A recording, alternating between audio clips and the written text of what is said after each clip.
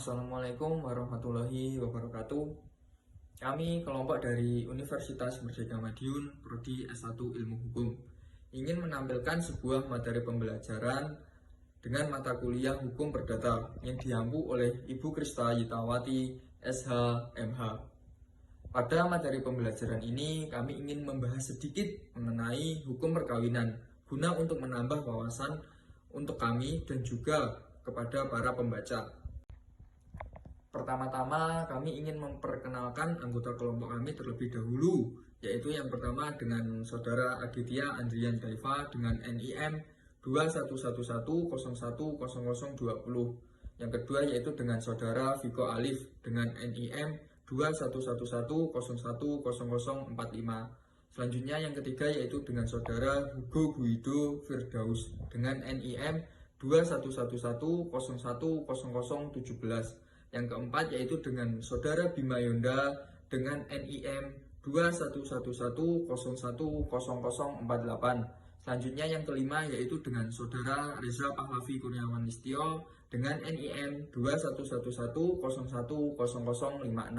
Dan yang terakhir yaitu dengan Saudara Niko Setia Putra dengan NIM 2011020001.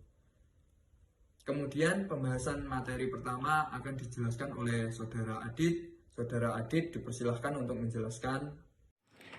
Baik, untuk selanjutnya tentang perkawinan. Undang-Undang Nomor 1 Tahun 1974 Pasal 1, perkawinan adalah ikatan lahir batin antara seorang pria dan seorang wanita sebagai suami istri dengan tujuan membentuk keluarga atau rumah tangga yang bahagia dan kekal berdasarkan ketuhanan yang Maha Esa. Syarat sah perkawinan: 1. Harus berusia 19 tahun bagi laki-laki dan 16 tahun bagi seorang perempuan. 2. Harus ada persetujuan dari kedua calon mempelai untuk melakukan perkawinan. 3. Bila seorang perempuan sebelumnya pernah kawin, maka harus lewat 300 hari sebelum putusnya perkawinan. 4. Tidak ada ikatan perkawinan dengan yang lain. 5. Bagi pihak yang masih di bawah 21 tahun harus memiliki izin dari orang tua atau walinya. Surat-surat yang diperlukan untuk melaksanakan sebuah pernikahan. Nomor 1, NIK calon suami. Nomor 2, NIK calon istri. Nomor 3, NIK orang tua wali. Nomor 4, N1 surat pengantar nikah didapat dari kelurahan desa. Nomor 5, N3 surat persetujuan mempelai. Nomor 6, N5 surat izin orang tua jika calon pengantin umurnya di bawah 21 tahun. Nomor 7, surat akta cerai jika calon pengantin sudah cerai. Nomor 8, surat akta kematian jika calon pengantin duda, janda atau ditinggal mati.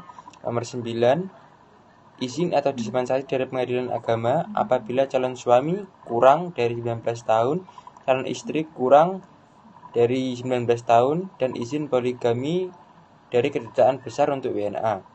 Nomor 10, fotokopi identitas diri atau KTP. Nomor 11, fotokopi kartu keluarga. Nomor 12, fotokopi akta kelahiran.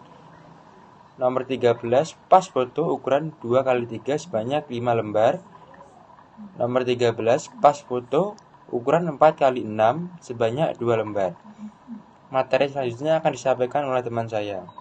Macam-macam perjanjian perkawinan. Perjanjian perkawinan harta benda adalah harta benda dalam perkawinan yang dihasilkan oleh pasangan suami dan istri secara bersama-sama selama masa perkawinan masih berlangsung.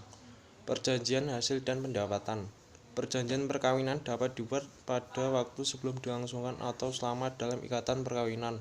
Perjanjian perkawinan yang lazim disepakati antara lain berisi harta bawaan dalam perkawinan, utang yang dibawa oleh suami atau istri, dan lain sebagainya. Perjanjian manfaat dan rugi.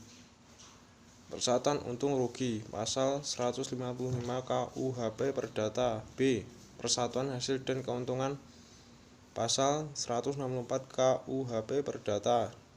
Dalam perjanjian perkawinan ada kalanya pihak ketiga dapat juga ikut serta dalam Hal pihak ketiga memberi suatu hadiah dalam perkawinan dengan ketentuan hadiah itu tidak boleh jatuh dalam persatuan harta kekayaan.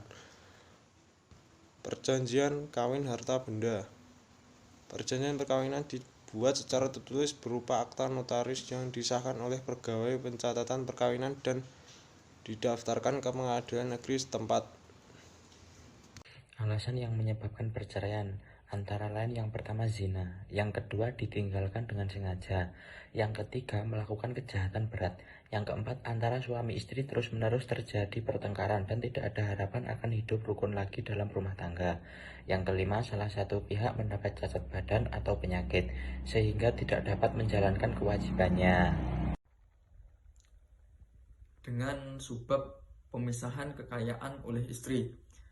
Pemisahan kekayaan di sini yang bukan berarti untuk keuntungan sepihak, melainkan untuk melindungi sang istri terhadap kekuasaan suami yang terlalu luas atas kekayaan pribadi si istri, atau dapat juga digunakan untuk melindungi sang istri dari perlakuan yang semena-mena dari suami. Untuk itu, kelompok kami ingin sedikit membahas mengenai hal tersebut. Terdapat beberapa alasan yang dapat dilakukan oleh sang istri, yaitu jika apabila suami dengan kelakuan yang nyata tidak baik mengorbankan kekayaan bersama dan keselamatan keluarga, maka di sini berhak mengajukan perjanjian pemisahan oleh sang istri. Dikarenakan apabila diteruskan, maka sang suami akan terus semena-mena menggunakan kekayaan sang istrinya.